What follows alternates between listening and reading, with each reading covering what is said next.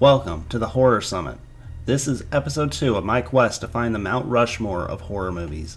Each week, I rank a random film on a 5-star scale, breaking it down to 5 subcategories, worth up to 1 star each. Let's see where the film 28 Days Later ranks.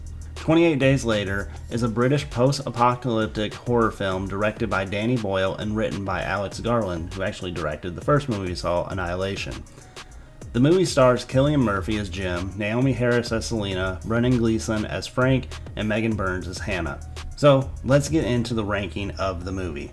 The first category we cover is the story. The story was well told. I love that the origin of the zombies was explained very well. As far as I know, it was the first zombie movie to show the zombies as living people infected with psychological rage virus instead of the typical undead theory. The character development for Jim and Frank was incredible, but the Selena arc felt rushed.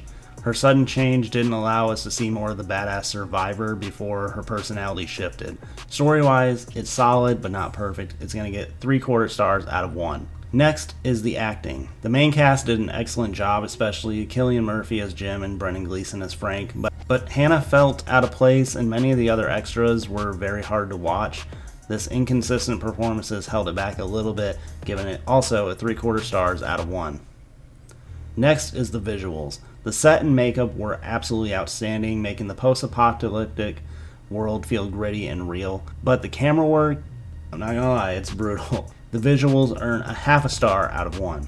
The next subcategory is the horror. 28 Days Later paved the way for modern zombie films, but it shifted away from horror, to me at least, and leaned more into the action and drama as the movie went on.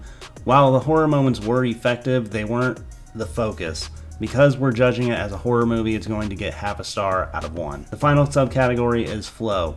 The pacing was a mixed bag. The B-roll scenes were effective, but also overused. The opening scene of Jim wandering the empty city was haunting, but stretched on a little too long.